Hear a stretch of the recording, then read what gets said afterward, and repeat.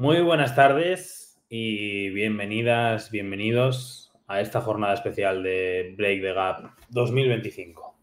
Soy Roberto Pérez y desde WAPS tengo el placer de acompañaros en esta sesión tan particular y especial que conecta nuestro programa con una visión internacional. En principio, en esta jornada contaremos con dos ponentes excepcionales procedentes de Estados Unidos, uno de los ecosistemas más maduros y dinámicos del mundo en lo que se refiere a startups, innovación y tecnología. Digo en principio porque estamos ahí pendientes de una de las dos ponentes que está teniendo unos pequeños problemas de conexión y entonces igual hay que posponerla, grabamos la sesión y la subiremos si no es posible contar con ella ahora en directo. Lo que decíamos, los Estados Unidos no solo marcan tendencias, sino que también son un referente a la hora de escalar ideas, conectar con inversores y hacer realidad soluciones de alto impacto. Por eso, hoy vamos a escuchar estas dos ponencias que nos van a ayudar a entender cómo impulsar nuestras startups desde una perspectiva global, estratégica y realista. Aparte de las ponencias, esta mañana hemos presentado en las dos sesiones que hemos tenido a todo el equipo de mentoras que tenemos disponibles para los equipos finalistas, que ya sabéis que las tenéis disponibles cuando queráis para tener una reunión con ellas y comentar temas de vuestro proyecto. Y en esta sesión de esta tarde vamos a presentaros un pequeño guión, un pequeño ejemplo de lo que debería ser y lo que debería contener el pitch final que los equipos finalistas deberían presentar en la jornada presencial del 9 y 10 de septiembre en Barcelona. Y sin más, vamos a entrar en materia. Es un honor contar con ponentes de este nivel y poder traer esta mirada internacional a Break the Gap. Antes de dar paso a esta primera ponencia, queremos hacer un agradecimiento muy especial, como llevamos haciendo en el resto de jornadas. Gracias a todas las personas que os habéis conectado a esta sesión de tarde desde diferentes ciudades, países y zonas horarias. Y vuestra presencia demuestra el interés por la innovación y por la internacionalización de las startups de salud y deporte.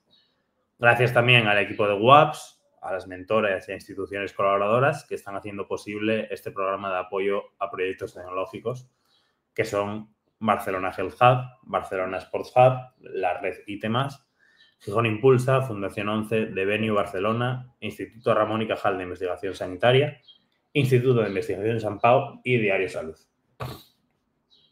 Y, por supuesto, muchas gracias a nuestros ponentes internacionales que van a compartir no solo conocimientos, sino también experiencia, perspectiva y generosidad.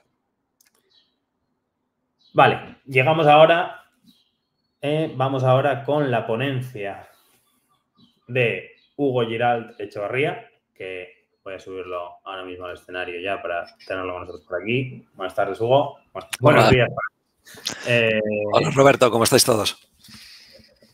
Nos acompaña Hugo, que es socio fundador y CEO de ProPlant, no sé si lo he dicho bien, pero una firma global de estrategia, innovación y diseño con presencia en Silicon Valley, Madrid y Ciudad de México.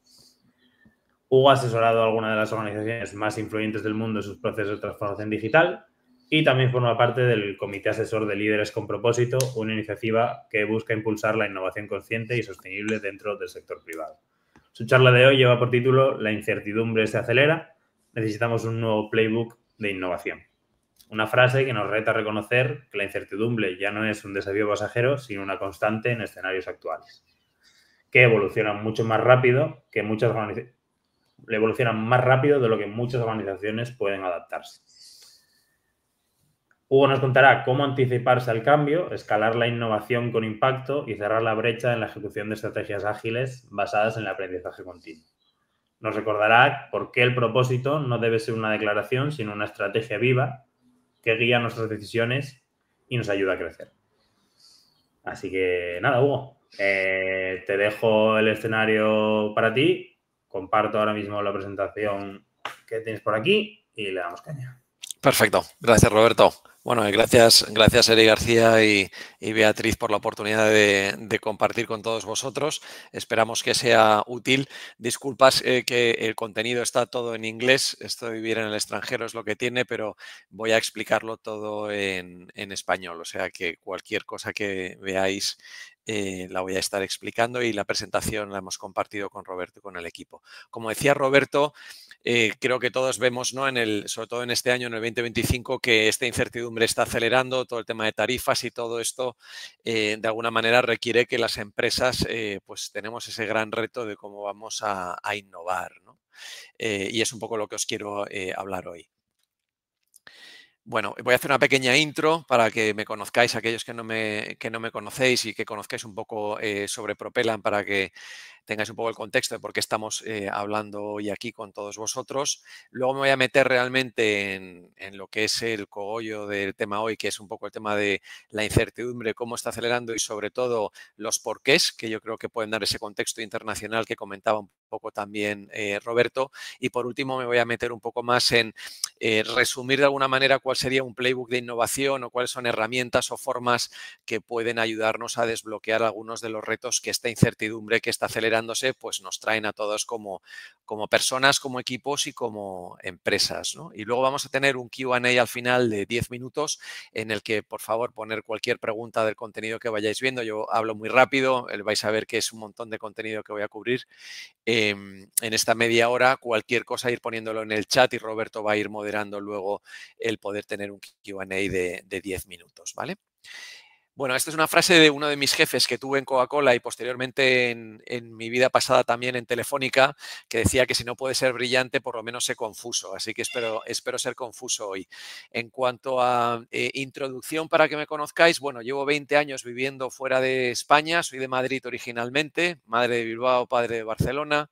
He vivido en Texas, en Boston, donde hice la carrera, he vivido en Londres, en Los Ángeles, donde en California hice el máster y acabamos montando Propelan en San Francisco hace 12 años y actualmente, después de 13 años en California, llevo casi 4 ya en Nueva York. Mi mujer trabaja como restauradora de arte en el Metropolitan Museum. O sea que llevamos muchos años fuera, ya doble ciudadanía, somos ciudadanos ya americanos, o sea que esta perspectiva que voy a compartir con vosotros, entenderla también de bueno, un español que lleva mucho tiempo viviendo también desde fuera y sobre todo en Estados Unidos, ¿no?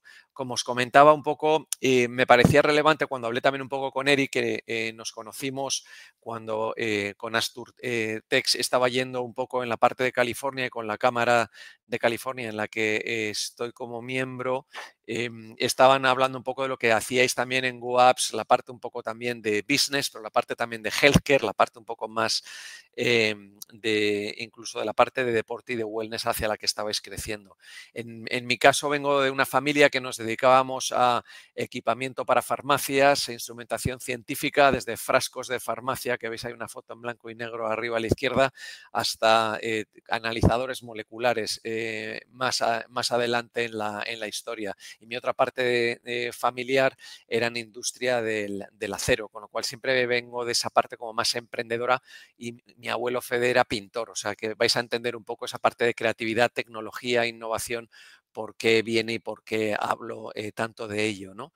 Estoy también como mentor en Endeavor ayudando a nuevas startups y también en Tech London Advocates que también persigue un poco lo mismo, ¿no? Que es ayudar sobre todo a emprendedores, jóvenes emprendedores que están en esas nuevas fases, en esos nuevos retos, en esos nuevos pasiones, ¿no? Por traer a la vida sus negocios, ¿no? Propelan, como decía Roberto, es una empresa global de estrategia, diseño e ingeniería. Básicamente ayudamos a las empresas a transformar y a crecer. Entendemos que el crecimiento es la consecuencia de la transformación. Cuando hablamos de transformación digital, hablamos de transformación cultural, el cambio de la forma de hacer las cosas, ¿no? Sobre todo con todas las nuevas herramientas que vienen con el tema de inteligencia artificial.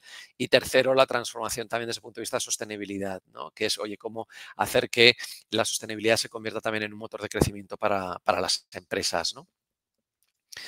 Es ese tipo de cosas que hacemos, no os voy a aburrir mucho, pero bueno, para que entendáis un poco la relevancia también que viendo un poco con Eric, aquí abajo a la izquierda, eso que veis, por ejemplo, de Powerade, es un sistema de bioimpedancia que mide el nivel de hidratación antes, durante y después de cada uno de los jugadores de, por ejemplo, equipos, esto lo lanzamos en el Mundial de Fútbol, de cada uno de los equipos, por ejemplo, de Alemania o de España, y te hace una bebida personalizada en tiempo real que lo que persigue básicamente es no solo incrementar por mejor hidratación lo que es el performance, sino también mejorar la recuperación muscular y por lo tanto bajar el porcentaje, por ejemplo, de lesiones que hay. O sea, nos metemos en ese tipo de cosas. También nos metemos en temas de dispositivos médicos. Hemos trabajado también mucho, por ejemplo, con Samsung en la parte de la estrategia de salud y wellness y cómo competir, por ejemplo, contra Apple. Pero bueno, para que veáis un poco el tipo de cosas que hacemos, el tipo de cacharreo, lo que me gusta más enseñar es esto, que es lo que normalmente no enseñamos, que es todo el aprendizaje, el test and learn que hay por detrás, ¿no? De prueba-error. Nos gusta contar que somos thinkers, makers y sobre todo si hay una palabra que nos define es hackers, ¿no? O sea, traemos a la vida esa intersección de lo físico y lo digital, a veces más en temas de dispositivos, de producto y a veces más incluso a nivel de espacios, ¿no? A mayor, gran escala, ¿no? Esto es un poco lo que hacemos y cómo ayudamos a las empresas con las que trabajamos, desde la parte de visión estrategia que veis ahí, hasta lo que es diseño y desarrollo y la parte más de herramientas, como puede ser todo lo que está ocurriendo con inteligencia artificial y la parte más de diseño organizativo. En cuanto a verticales, nuestros focos sobre todo son estos 5, todo lo que tiene que ver con consumidor y con retail, grupos industriales, servicios financieros, la parte de health and wellness y la parte de movilidad y futuro de ciudades que cada vez está siendo más relevante, ¿no? Algunos ejemplos que nos parecían un poco relevantes también un poco como equipo de poder compartir con vosotros, pues desde Home Doctor, que son dispositivos médicos y te puedes auscultar en remoto, ¿no? Rompiendo esa brecha digital, hasta temas más de plataformas de educación desde el punto de vista de aprendizaje o desde el punto de vista incluso de océanos, cómo medir la salud de los océanos, no solo de las personas, ¿no? Y cómo con la visualización un poco de esos datos poder dar recomendaciones que puedan ayudar a mejorar de alguna manera a nivel global también todo el tema de corrientes, todo el tema también un poco de propagación, incluso de temas de algas, etcétera, ¿no? Bueno, entramos un poco más en materia, en el core de lo que os quería contar hoy. Hay 5 ejes que están acelerando la incertidumbre ahora mismo a nivel global para todos nosotros y todas las empresas, ¿no? El primero es todo lo que tiene que ver con factores económicos. Lo segundo tiene que ver más con la parte de avances tecnológicos, con todo el tema de herramientas de inteligencia artificial, pero también toda la parte un poco de ciberseguridad. Ahora vamos a hablar de ello. Y el tercero es más la parte del impacto social, la parte un poco de los empleados, la forma de trabajar, cómo todas estas herramientas nos van a impactar, etcétera. Y luego hay otros 2 que no voy a cubrir hoy, que es toda la parte más geopolítica, todo el tema un poco de los conflictos bélicos que estamos viendo, el tema de Ucrania, el tema de Gaza, etcétera, y la parte medioambiental. Como no me va a dar tiempo en media hora a cubrir tanto contenido, me voy a centrar más en estos 3 primeros, ¿vale? En cuanto a factores económicos, hay 3 cosas de las que preguntarnos el por qué, ¿no? El primero es todo el tema que estamos viendo con Donald Trump, todo el tema de las tarifas en Estados Unidos y cuál es el impacto incluso a nivel global que está teniendo. 2, todo lo que tiene que ver con los tipos de interés. La Reserva Federal, el tema de la lucha contra la inflación, preguntarnos un poco también el por qué y entender ese contexto y cómo nos va a impactar, ¿no? Y por último, el tema de las cadenas de suministro. Si nos preguntamos el por qué desde el punto de vista de por qué están subiendo los tipos, las tarifas, hay 2 cosas que yo creo que son importantes, ¿no? La primera es, hubo un gran susto, como hemos vivido todos, sobre todo en abril, cuando se pegó un batacazo entre 3 y 6 trillones de dólares de impacto en lo que era en bolsa, y ahora eso ya se ha recuperado y está otra vez la bolsa en Estados Unidos en máximos históricos, pero lo que es interesante es entender el porqué de todo esto, es la gran lucha que está habiendo con el tema de la deuda y con el tema de los intereses que está pagando Estados Unidos sobre esa deuda. Si hablamos de deuda, para ponerlo un poco en contexto, estamos hablando de que la deuda acumulada de Estados Unidos ya es ya más de 36 trillones de dólares. Estamos hablando de que se está añadiendo más de 1,8 trillones al año y estamos hablando de que ya el porcentaje de la deuda con lo que es el PIB es de un 3,2%, o sea, realmente una animalada. Si seguimos a este ritmo en los próximos 5 o 7 años, esto se va a convertir, con todos los respetos, en Venezuela, ¿no? Ahora se acaba de aprobar, como habréis estado leyendo también en las últimas semanas, lo que es el Beautiful Bill, pero el Beautiful Bill, en lugar de recortar lo que son los trillones de deuda que se están metiendo al año, esos casi 2 trillones de deuda, resulta que va a meterse todavía más deuda. Se espera que se vaya a meter incluso entre 3 y 5 trillones de dólares entre el 2025 y el 2034. Entonces, el tema de las tarifas, como veis ahí a la derecha con las banderas, estamos viendo que, claro, Estados Unidos, Donald Trump está negociando con todos los países. Primero ha habido, como en típica estrategia suya de negociación, unos máximos brutales, y luego en algunos casos los ha reducido y en otros casos está todavía apretando más. Pues inicialmente un 20% de la Unión Europea, ahora está proponiendo un 30% para apretar más las tuercas, pero en el caso, por ejemplo, de China empezó en un 34%, incluso asustó diciendo que un 125%, y ha ido bajando ahora a un 10% de baseline, ¿no? Y así con múltiples países, ¿no? Con lo cual estamos en un proceso de negociación, pero lo que quiere es, lógicamente, con el tema de las tarifas, poder reducir la deuda y poder generar más ingresos al gobierno de Estados Unidos. El tema de intereses que veis ahí abajo también es importante porque, claro, estamos hablando de que los intereses que está pagando Estados Unidos son casi ya $1 trillón, 952 billones de dólares que veis allí. Se espera que en los próximos años esto ya vaya a subir incluso a 1,8 trillones de dólares. Y claro, por ponerlo en perspectiva, los dos programas más grandes que tiene Estados Unidos, que es el tema de salud y el tema de defensa, pues defensa estamos hablando de 850 billones de dólares y el de Medicare son 839 billones de dólares. O sea, sumando los dos programas, defensa y salud, más grandes que tiene Estados Unidos, aún así se está generando más deuda de lo que son los dos programas más grandes que tiene. Hay muchos análisis ahora mismo. Al que más sigo y que me gusta mucho es Ray Dalio, que lo que persigue es lo que llama el 333, que es, oye, tener un 3%, por ejemplo, del ratio que hay federal con de deuda con el PIB, tener un 3% de lo que es el crecimiento del PIB en Estados Unidos, que ahora actualmente estamos en 1,4%, o sea, que con el tema de inteligencia artificial se espera que pueda subir hasta un 3%, y luego por las mejoras de productividad y de eficiencia, y luego un 3% de inflación, que ahora mismo estamos en un 2,7%. De ahí el 333. Si no conocéis a Ray Dalio, por favor seguirle porque merece mucho la pena. El segundo, por qué están pasando todas estas cosas, es el tema de los tipos de interés de la Reserva Federal en Estados Unidos, ¿no? Estamos viendo mayores tarifas, estamos viendo cómo está subiendo la inflación, 2,7 como estábamos hablando, y el tema de si vamos a entrar o no vamos a entrar en recesión a final del 2025 o del 2026.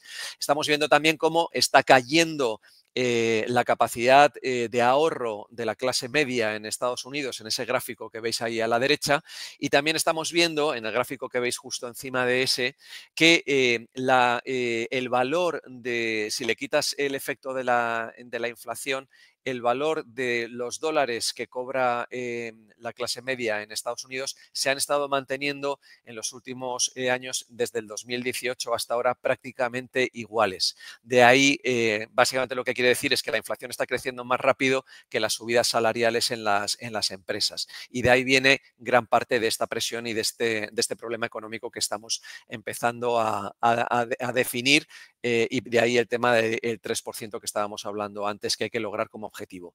Lo otro que también está ocurriendo es que todo esto está impactando, el tema de las tarifas, a lo que son las cadenas de suministro. Pues desde el punto de vista, por ejemplo, desde el punto de vista de nearshoring, todo lo que se había invertido, por ejemplo, en México, en lo que era toda la zona, por ejemplo, de Monterrey o de Puebla, etcétera, para poder producir, por ejemplo, en México y luego de ahí de estar más cerca de Estados Unidos para lo que es el envío, en lugar de producir en Asia. Todo lo que estamos viendo también un poco de la reacción de los distintos países, ¿no? De, oye, tú me subes un 20, un 30%, pues yo también a todos los productos que vengan de Estados Unidos, toda la parte del impacto que está teniendo, por ejemplo, en el tema de componentes y toda la parte, lógicamente, de los cuellos de botella que esto va a generar en muchos puertos, en muchos aeropuertos, con muchas aduanas y con toda la supervisión que esto va a generar tanto en Estados Unidos como en los distintos países de los bienes de Estados Unidos que vayan para allá, ¿no? Hay dos ejemplos del reto que esto va a suponer. El primero, por ejemplo, cojamos un iPhone. Un iPhone es producido en más de 43 países, los distintos componentes, ¿no? Aunque luego el assembly está hecho más en China, en Taiwán y en India, pero los distintos componentes del teléfono vienen de más de 43 países. En el caso, por ejemplo, de un coche de General Motors, estamos hablando de entre 20 y 30 países, dependiendo del modelo, y el 30% de los coches que se fabrican están siendo vendidos en Estados Unidos, con lo cual, claro, el impacto a toda la cadena de suministro y a todos los proveedores, pues es muy grande, ¿no? Entonces, claro, ¿qué está ocurriendo? Pues que la parte un poco de lo que es capital expense, ¿no? Lo que es CAPEX y lo que es el retorno de la inversión, pues estamos viendo que va a tener un gran impacto desde el punto de vista de retrasos para las empresas, desde el punto de vista de cuándo iban a tener retorno de la inversión de muchas inversiones que han hecho, por ejemplo, en lo que es manufactura, en lo que es producción, toda la parte un poco de cambios de producción. General Motors, por ejemplo, está revisando toda la cadena de suministro y dónde se fabrican y quiénes son los proveedores de cada una de las partes, y luego la parte un poco también de rediseño, ¿no? Incluso de cómo se pueden rediseñar muchas de las partes o algunos de los productos para que sean más eficientes, para que sean más baratos. Lo segundo que estamos viendo es la parte desde el punto de vista de incertidumbre y aceleración, es la parte de los avances tecnológicos que van a toda pastilla. El primero es el tema de inteligencia artificial y la parte un poco de automatización que estamos viendo. Yo creo que ahí lo más gordo es la guerra que está habiendo entre Estados Unidos y China. Para que nos hagamos una idea de los datos que se generan en el mundo, Estados Unidos ya representa 17,5% y China un 27,8%, ¿vale? Si vemos el impacto de los datos, claro, el tema de Agentic AI y todo lo que va a ser Artificial General Intelligence, según, por ejemplo, Darío Amodei, que es el CEO de Anthropic, como sabéis, ya está hablando de que AGI va a ser algo real en el 2026-2027. Para que os hagáis una idea, en Anthropic ya el 90% del código se espera que en los próximos 3-6 meses esté generado por IA, y en el 2026 ya calcula que va a ser el 100% del código generado en Anthropic. Con lo cual, estamos viendo que, claro, el impacto que va a tener en muchísimos trabajos, sobre todo en la parte, por ejemplo, de software development, pues va a ser muy grande. ¿Por qué es importante lo que os decía del tema de los datos? Bueno, pues porque si haces un análisis en el Fortune 500, por ejemplo, de Estados Unidos, el 90% de los datos de la gran mayoría de las empresas no está estructurado. Significa que están operando sus negocios con un 10% de los datos estructurados. O sea, las mejoras por estructuración de datos que va a haber ahí son realmente enormes, ¿no? Pero hay, claro, no data, no AI, ¿no? Lo que estamos viendo también es que hay una gran revolución no solo en la parte de inteligencia artificial, sino la intersección que estamos empezando a vivir entre inteligencia artificial y la parte de robótica. Para que os hagáis una idea, el 47% de los chips de NVIDIA al final acaban yendo a China, ¿vale? A través de Camboya, a través de Vietnam, a través de otros países, pero acaban llegando a través de Singapur, acaban llegando a China. Hay tres grandes áreas un poco en la revolución en esta intersección de IA y de robótica, que es todo lo que tiene que ver con el tema de robotaxis. Ya hemos visto no solo Waymo, sino Tesla, lanzamiento ya en Austin, Texas, y en otras ciudades en Estados Unidos en los próximos meses con el tema de robotaxis. Lo siguiente es todo el tema de proliferación de drones aéreos, terrestres, marítimos, la parte de humanoides, y cómo esto está de alguna manera acelerando que China vaya por delante en unos 6-8 años en la cadena de suministro, en la parte sobre todo de robótica. Os pongo ahí un ejemplo de cuánto cuesta, por ejemplo, Spot de Boston Dynamics en Estados Unidos versus lo que cuesta hoy en día, por ejemplo, de Unitree, que lo puedes comprar directamente en Internet por $2.700, prácticamente con la misma funcionalidad, ¿no? Y hay, claro, con esta intersección de la parte de inteligencia artificial y de robótica, hay como dos grandes crisis que están viniendo. La primera es la crisis un poco de confianza, en el que el 57% del contenido de Internet está siendo generado por inteligencia artificial, con lo cual dices, oye, no sé si lo que estoy leyendo lo ha escrito una persona o me lo está recomendando un algoritmo, en TikTok, en Instagram, en Facebook, donde sea.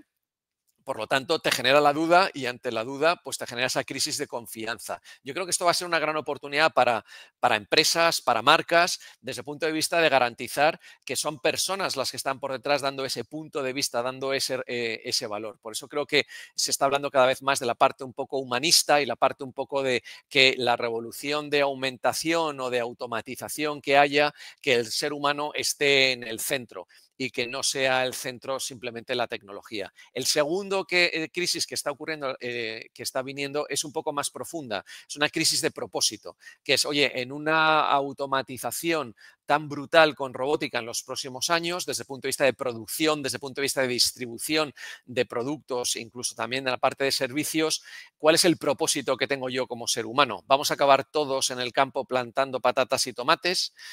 ¿Cuál es ese propósito? Como en el libro de El hombre en busca de sentido de Viktor Frankl, ¿no? Con lo cual ahí hay una gran crisis que también viene, pero que es mucho más profunda que la primera, ¿no? Que es, oye, ¿qué voy a hacer con mi vida? ¿Cuál es esa simbiosis con esta inteligencia general y pronto superinteligencia? Aquí veis, por ejemplo, el último update que han hecho de Unitree, del robot humanoide G1 que tienen, que bueno, esto ya en China corren maratones, juegan partidos de fútbol, han hecho una liga entre distintos robots humanoides y esto es hoy en día en Amazon, aquí en Estados Unidos, si buscas el robot, el cuadrípedo de Unitree, lo puedes encontrar y te lo mandan. Antes eran 2-3 semanas, ahora están incrementando lógicamente por la demanda que está habiendo el número de semanas, pero esto ya está aquí y lo podéis encontrar ya en todas partes, ¿no? Lo otro, en la parte también un poco de avances tecnológicos que estamos viendo es la parte de ciberseguridad, que es algo, lógicamente, que tenemos todos en el radar, ¿no? Estamos viendo que el 85% de los expertos, por ejemplo, creen que el incremento exponencial de ataques se debe principalmente a lo que es inteligencia artificial generativa. Ha crecido desde el 2023 un 75% en el 2024. Estamos hablando de más de 1,7 billones de ataques solo en Estados Unidos. Ha impactado ya a más de 1.351 millones de individuos. Estamos hablando ya también de un impacto de media de 4,8, casi 5 millones de dólares de media por ataque. Y claro, esta proliferación, si veis ahí un poco de World Economic Forum, cuando le preguntan un poco a los CTOs, ¿no? De las empresas a nivel mundial, qué es lo que más les preocupa en el tema de ciberseguridad, es el impacto que va a tener el tema de inteligencia artificial, ¿no? Entonces estamos viendo mucho en el tema de Agentic AI, por ejemplo, empresas como Relia Quest que han levantado 500 millones de dólares. Hay un auténtico euforia ahora mismo en esa parte un poco de ciberseguridad y de inteligencia artificial, sobre todo de Agentic AI, ¿no? Lo tercero que quería comentaros, lo voy a hacer un poco más rápido, es la parte un poco social y de workforce, cómo las plantillas de empleados, cómo va a cambiar la forma de trabajar. Y aquí el gran reto es el reto intergeneracional, por resumirlo.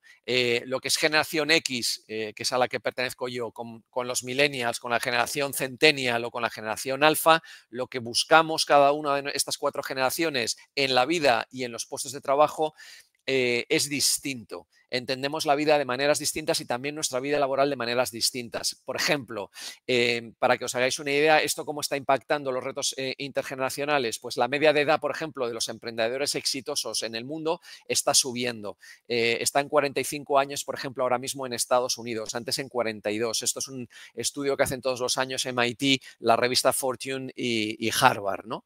La media ahora mismo está, por ejemplo, de más de 55 años en las empresas está subiendo muchísimo porque estamos envejeciendo la población a nivel mundial, sobre todo en los países que estamos hablando, y eso está haciendo que la media de edad también de los trabajadores pues vaya a seguir subiendo. Estamos hablando también de que en el tema de talento hay una gran batalla, no solo en el tema de inteligencia artificial, no solo en el tema de energía, que es, por ejemplo, para poneros en contexto, en Estados Unidos, para que os hagáis una idea, son 123.000 ingenieros que se gradúan todos los años y, sin embargo, en China es 1,5 millones de ingenieros que se gradúan todos los años. Y si preguntas de los 123.000 que se gradúan en Estados Unidos, ¿cuántos son chinos? Sale un 37%. O sea, esto lo que quiere decir es que en el tema de talento, en el tema de inteligencia artificial, en el tema de ingenierías, el avance es completamente exponencial por parte de China versus cualquier otro mercado versus cualquier otro país, ¿no? Y si vemos en el reto intergeneracional de estas 4 generaciones, hay cosas interesantes que están saliendo. Por ejemplo, cuando se les pregunta qué aspiración tienen a emprender, por ejemplo, los millennials tienen una aspiración muy, muy baja. Y sin embargo, la aspiración que tienen la generación Z es completamente explosiva. El 84% quiere emprender. Sin embargo, los millennials quieren ser influencers, quieren ser youtubers, quieren ser gamers cuando se les pregunta. Cuando se analiza un poco el por qué, pues probablemente es porque la generación Z, para ellos las redes sociales y la telefonía móvil y la accesibilidad realmente ha sido algo completamente natural para ellos. No lo han vivido como algo que haya cambiado sus vidas y sin embargo probablemente los millennials sí, era algo mucho más novedoso. Entonces, ahí hay un tema intergeneracional muy potente y hay cosas interesantes en estos estudios que han hecho como por ejemplo el attention span, la capacidad de enfocarte en la tarea que estás haciendo. Los millennials, la media ahora mismo es de unos 12 segundos de capacidad de foco en lo que están haciendo y sin embargo la generación Z es de baja a 8 segundos. O sea que estamos viendo también cómo el impacto de la tecnología y esa gratificación inmediata está generando una estructura también mental desde el punto de vista de atención, desde el punto de vista de paciencia, desde el punto de vista de contenido y de interacciones, pues muy distintos para todos nuestros productos y nuestros servicios, ¿no? Y nos metemos un poco más en, oye, y esto fenomenal, pero ¿cómo podemos competir, ¿no?, contra toda esta aceleración que está habiendo y cómo podemos adaptarnos? Bueno, hay 3 grandes retos para todas las personas, equipos y empresas que estamos identificando con lo que hemos visto, ¿no? El primero es la gran pregunta de cómo anticipar el cambio. Yo creo que aquí el gran reto con todas estas nuevas herramientas que nos aumentan, que nos dan como superpoderes, realmente va de cómo ir por delante versus tus competidores, como persona, como profesional, pero también empresa. Cómo están cambiando las tendencias, cómo están evolucionando las nuevas tecnologías. Cada semana están apareciendo nuevos modelos. Ahora son LLMs, pronto cada vez va a ser más tema de agentic AI, luego va a ser cada vez más el tema de world models. Y esta incertidumbre, de alguna manera, lo que nos comunica en este primer punto es la capacidad de adaptación, de asimilar, de adquirir un montón de información, pero quedarte con la esencia de conectar cosas. Es un músculo que tenemos que desarrollar cada vez más, es una ventaja competitiva que hay que desarrollar. Anticipación del cambio. La segunda es cómo escalar la innovación. El gran reto con esta aceleración de incertidumbre, con estos volantazos que estamos viviendo todos en el coche de rallies, es cómo tienes la capacidad de tener un pipeline de innovación a corto, medio y largo plazo a nivel de productos, a nivel de features, a nivel de servicios, a nivel de lanzamientos, a nivel de rondas de inversión, a nivel incluso de evolución y pivot de modelos de negocio, ¿no? Cómo expandirte a nuevos mercados, etcétera. Todo eso, ese pipeline de innovación, cómo lo vas a estar adaptando, cómo tienes la capacidad de poderlo escalar cuando las cosas están cambiando tan rápido. Eso también es otro gran skill, es otro gran músculo que como equipos hay que seguir desarrollando ahora más que nunca. Y el tercero es el gap de ejecución. Oye, este gap de ejecución desde el punto de vista de que si todo es cómo luchas ese pipeline de innovación a corto, medio y largo plazo cuando el corto parece que se come el medio y el largo plazo, es el gran aprendizaje un poco que vivimos en Silicon Valley, ¿no?, y en Estados Unidos, que es que los periodos de innovación que tienen son muy largos, de 7, 10 años. Trabajamos con clientes que tienen periodos incluso de 8 años, ¿no? Entonces, claro, tú le preguntas a un Jeff Bezos en qué estás trabajando hoy y te dice, no, yo lo que estoy trabajando hoy ya lo hicimos hace 7 años. Lo que estás viendo, lo que estás experimentando ya lo hicimos hace 7 años. Muchas veces en España y en Europa en general tenemos ese cortoplacismo de ver solo lo que se está ocurriendo en Estados Unidos o en otras partes, como puede ser también en China o en otros países en Europa o en Latinoamérica, pero intentamos copiar lo último con un poco ese cortoplacismo, ¿no?, con esa picaresca de, oye, voy a hacer lo mismo que han hecho los Yankees, por ejemplo, pero lo voy a hacer en muy pocos meses, en pocas semanas y con menos capital, ¿no? Claro, es complicado. Tienes que estar realmente, yo creo que la gran ventaja competitiva de Estados Unidos ha sido siempre pensar en ese medio y largo plazo, con lo cual ese test and learn mindset es complementario también con el medio y largo plazo que veíamos en el punto 2. Aquí de lo que va es tener esa capacidad de iterar, de pivotar, de aprender haciendo y de estar testando y aprendiendo continuamente para estar informando no solo el pipeline a corto plazo, sino qué hacer en ese medio y en ese largo plazo que te diferencia y que son espacios blancos en los que no tienes a lo mejor tanta competencia y que es donde vas a evolucionar y donde vas a estar creciendo el negocio. Y aquí os quería dar algunas herramientas para cada una de estas tres secciones. La primera, el tema de anticipación. ¿Cómo poder anticipar? Pues mira, definir primero, si hoy estás aquí, como veis a la izquierda, definir realmente el porqué, ese propósito, esa visión, lo que llaman los americanos el Strategic Future Foresight. O sea, a 5, 10, 15 años, ¿qué vamos a estar haciendo? ¿Cuál es la gran visión que estamos persiguiendo desde el hoy? Pero no la vamos a construir incrementalmente, sino la vamos a construir pegando el salto realmente a futuro, a 10, 15 años, y luego haciendo lo segundo que veis ahí, la ingeniería inversa, que es, oye, ¿cómo vamos a llegar ahí? Y puedes cortarlo, si es a 10 años, por ejemplo, en lonchas de 3 años, ¿vale? El largo, medio y corto plazo. Y definir qué vamos a hacer en cada una de esas lonchas, que es lo tercero que veis ahí. En el corto, ¿por dónde vamos a empezar? Esto te permite, este ejercicio, el poder priorizar qué cosas van más a corto, qué cosas van más a medio o van más a largo plazo. Súper útil. El segundo, el gran reto de cómo escalar que veíamos antes. Me encanta este modelo que creó Sergey Brin, uno de los dos fundadores de Google, como sabéis, que se llama 70-20-10. Él hizo un análisis matemático, un modelo, en el que analizaba por qué las empresas se iban al hoyo. Y básicamente llegó a la conclusión de que se iban al hoyo porque acababan con el tiempo centrando todo su tiempo, sus recursos, sus inversiones cada vez más en el corto plazo. Y de ahí vienen pues los Toys R Us, los Blockbusters, los Kodaks, etcétera, porque acabas defendiendo solo tu core de negocio y en las decisiones cada vez más cortoplacistas. Entonces, él lo que decía es, para poder tener un equilibrio, y sigue Google haciéndolo de esta manera, es 70% el core, en su caso el buscador, 20% servicios adyacentes, lo que es, por ejemplo, un Gmail o adquisiciones que han hecho, como pueda ser, por ejemplo, un Blogger o un YouTube, etcétera, y luego un 10% en lo que es disrupción. Por ejemplo, 10% a 7-10 años vista es donde nace, por ejemplo, un Waymo o un Calico, que es California Life Company, que están luchando con cómo ser capaces de expandir el lifespan de las personas desde el punto de vista, por ejemplo, de salud, ¿no?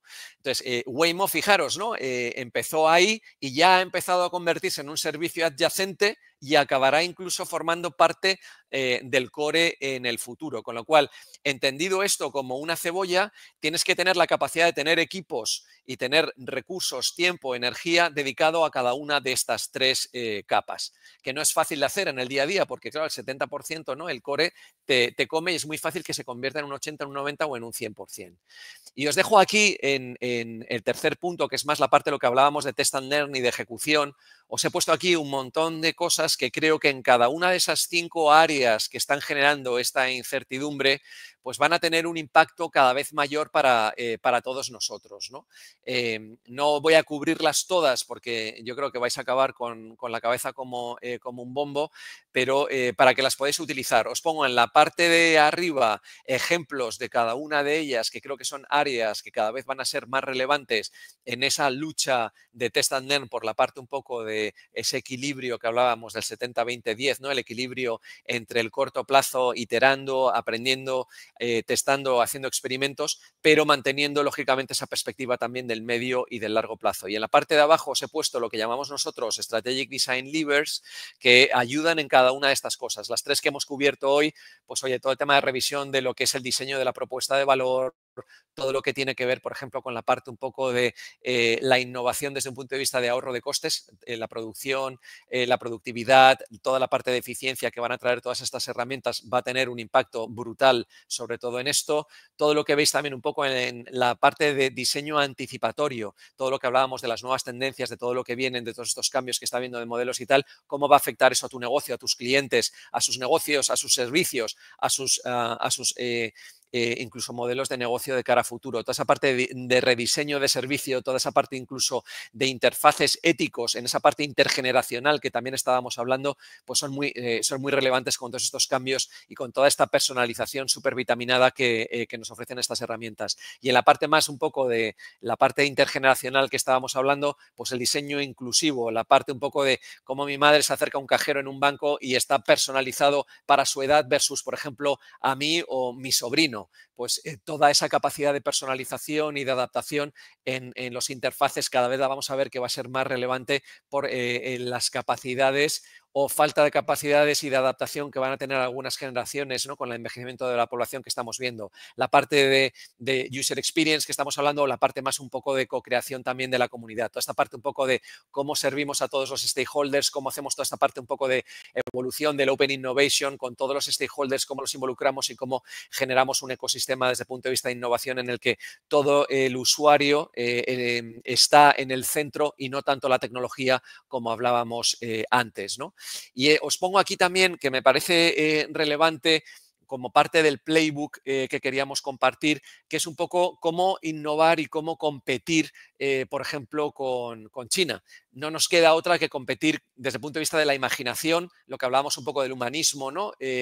La parte un poco también de resiliencia y la parte un poco de ese Human Centered Design que veis ahí en el centro del círculo y que hay 4 ejes que hay que tener en equilibrio. Toda esa parte regulatoria, toda esa parte de avances tecnológicos, toda esa parte de evolución de modelos de negocio en el que hoy con inteligencia artificial cualquiera te puede disrumpir, te puede plagiar, te puede copiar todo lo que tienes a lo mejor online como servicio y puede lanzártelo y puede estar compitiendo no solo con una versión, sino con 10, con 100, con 1000 y estar testando y ver cómo puede competir contigo y mejorar, etcétera. Y luego la parte también de talento, ¿no? Desde el punto de vista ya no solo de talento de personas que también, sino el talento entendido como agentes, ¿no? De inteligencia artificial y cuáles son esas librerías, cuáles son esos perfiles, cuáles son esas taxonomía de los distintos roles que tienes en una organización y cuáles son las tareas de cada uno de esos roles y cómo conectas esas distintas tareas. Entonces, estamos viendo que hay que tener una filosofía, yo creo, en esta forma de innovar, que es lo que llamamos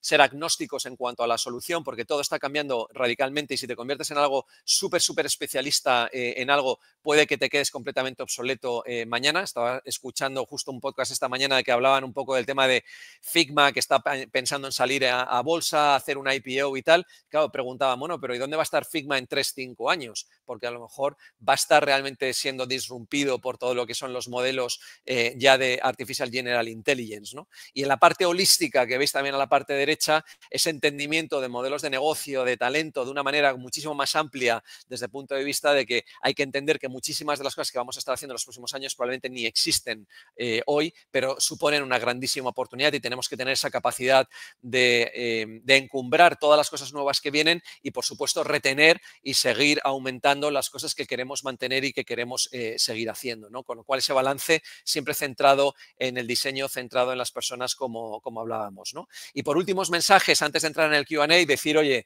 estamos viviendo tiempos fascinantes. Dejémoslo en algo, aun por mucha incertidumbre que venga, estamos viviendo unos tiempos completamente fascinantes. El cambio va a ser la única constante que vamos a estar viendo todos.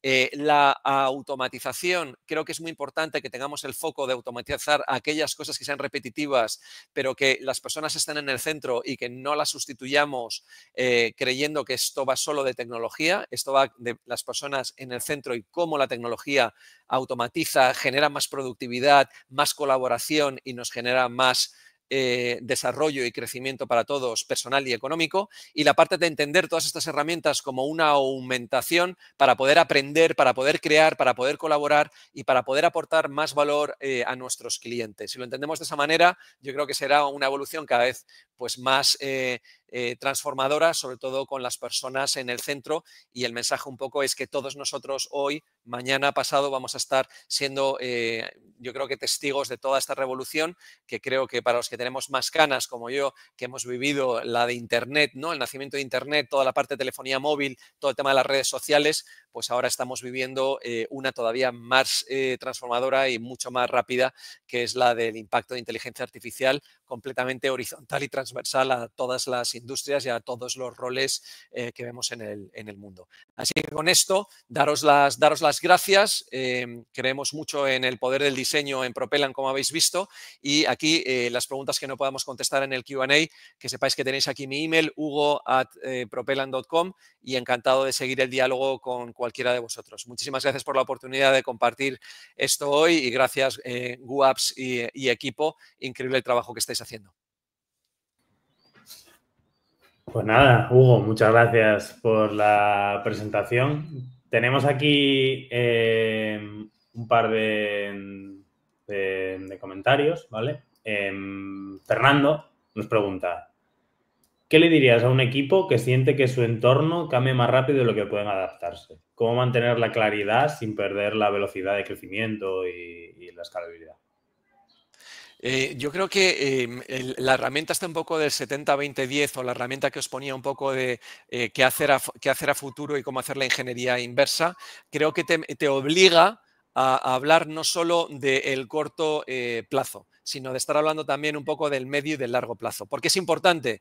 Pues porque descubres, por ejemplo, falta de alineamiento en el equipo. Descubres, por ejemplo, a lo mejor también que hay que repriorizar determinadas prioridades. Algo que a lo mejor es mucho más complejo o que es más incierto, a lo mejor quieres hacerlo más a lo mejor en el medio plazo y hacer todavía algunos otros experimentos antes de tomar esa decisión. O a lo mejor hay grandes apuestas que dices, las voy a traer más al corto plazo y vamos todos a por ello, o incluso vamos a pivotar como equipo, como compañía, incluso en esto. Con lo cual, creo que hay un tema de priorización también muy importante ahí.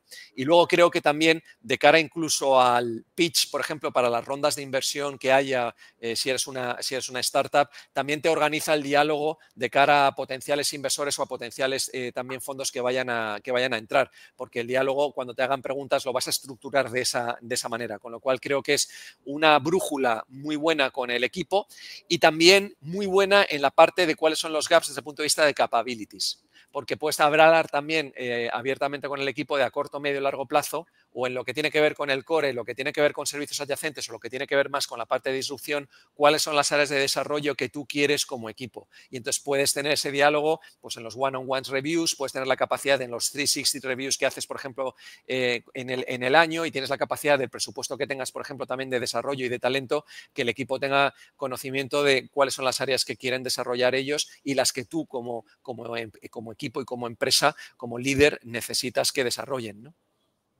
Pues mira, en relación con esta hablabas del pitch y demás. Hay una pregunta aquí de Ida que, como asesor estratégico, ¿qué te gustaría escuchar en ese pitch que te demostrara que un equipo está preparado para crecer en medio de esta incertidumbre, ¿no? O sea, al final, los equipos que están participando en Break the Gap van a tener que preparar un pitch final de cara a presentarlo a unos... En este caso será un jurado, pero podrían ser también posibles inversores para su proyecto. Entonces, ¿qué te gustaría ver a ti en ese pitch? Yo creo que varias cosas. La primera es entender la oportunidad del mercado no solo hoy. Hoy lo que ya esté como muy hot, lo que ya estén haciendo otros y tal, ya como que llegas un poco tarde. Los inversores realmente lo que quieren es, oye, en 4 o 5 años o en 5 o 7 años voy a multiplicar por 4 o 5 veces lo que vaya a invertir aquí, sí o no. Yo, por ejemplo, acabo de invertir en una empresa de IA que quiere revolucionar la forma en la que usamos el email. Gente muy potente, muy interesante, pero claro, yo estoy pensando a 5 o 7 años vista. En el pitch de este tipo, por ejemplo, de oportunidades, pues es no solo el entendimiento del contexto de la oportunidad que hay hoy, sino el que me llegue y me dé claridad, que entienden cómo va a evolucionar esto, cómo va a evolucionar en los próximos, por ejemplo, 3-5 años. Sé que es un poco ciencia ficción, pero claro, si tienes la capacidad de poder dibujar un poco ese roadmap, no sé si os habéis leído, por ejemplo, que es muy recomendable, hay un paper que han escrito que se llama AI 2027. Y te explica, por ejemplo, con todo el tema de detalle, es el que lleva el tema de Responsible AI en OpenAI, con Sam Altman. Es uno de los que salió el año pasado, ¿vale?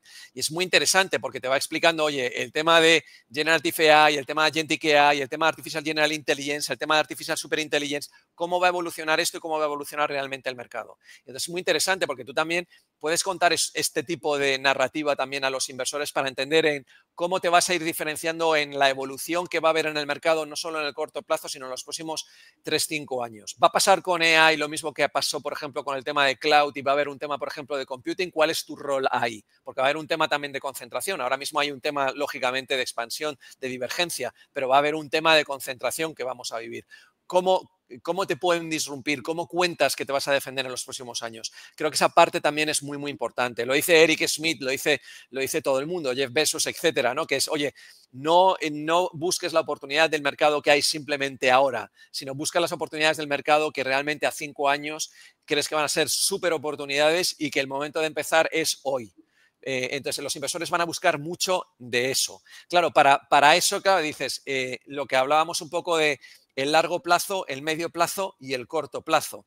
Pero véndeles la foto grande de a 5 o 7 años, cómo entiendes de bien la oportunidad y cómo estás priorizando el llegar a ello y cómo tienes de claro por dónde vas a estar empezando. ¿Vale? Nosotros, por ejemplo, en el máster en Art Center College of Design era la tesis sobre el futuro del sector energético en el hogar.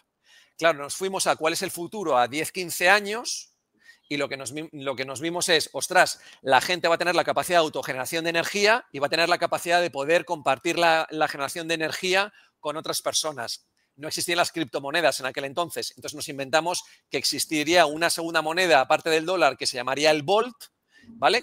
Y esa moneda la gente tendría la capacidad de compra y venta, por ejemplo, de la energía. Pero de ahí hicimos la ingeniería inversa de cómo llegar ahí, que eran sistemas de iluminación inteligente que aprenderían del comportamiento de las personas, lo que Neste estaba haciendo con Tony Fadell con los termostatos inteligentes, nosotros con sistemas de iluminación inteligente para el hogar, para las oficinas, para las tiendas. Entonces, empiezas por ahí, pero tu foto, finish, es la de autogeneración y compartición, por ejemplo, de energía, con ese aspecto de energía y la capa, por ejemplo, también social. Entonces, creo que los inversores van a intentar buscar ese tipo de cosas. No solo cuál es el mercado y el análisis del mercado que hay hoy, sino realmente la foto de cómo os vais a estar diferenciando en el pasado mañana, mañana y en el hoy. Muy interesante este punto de vista. Yo tenía también una pregunta. O sea, has hablado de la necesidad de anticiparse el cambio. En Breve Gap tenemos las dos verticales de medicina y de salud, medicina y de deporte, ¿vale? ¿Qué tipo de señales en proyectos más enfocados en estas dos verticales, qué tipo de señales recomendarías observar para donde todo cambia tan rápido? Al final, en el deporte y en la salud, todo cambia con mayor velocidad. ¿Qué señales recomendarías para anticiparse a este cambio? Es una muy buena pregunta, Roberto. Mira, nosotros, aparte de lo que habéis visto de empresas como Home Doctor, lo que os he contado del tema de Samsung, lo que habéis visto, por ejemplo, con la parte también de Powerade, trabajamos, por ejemplo, con empresas como Novartis, ¿no? Que creo que vosotros también trabajáis con ellos. Ahí les hemos hecho, por ejemplo, un chatbot que se llama EDA, que es Early Detection Assistant, y es para mujeres, por ejemplo, que tienen cáncer de pecho y tienes la capacidad un poco de acompañar como un chatbot con esa parte humana, con todo el conocimiento un poco, y ayudar un poco a Novartis en ir en esa estrategia que le llaman beyond the pill, ir más allá de la medicina, sino meterte más en la parte incluso, en lugar de producto, meterte más en la parte de servicio, del acompañamiento humano, gracias a estas tecnologías que permite que las personas que se estén ocultando y que están autodetectándose, por ejemplo, cáncer de mama, pues tengan la capacidad de sentirse mucho más acompañados, mucho más humano.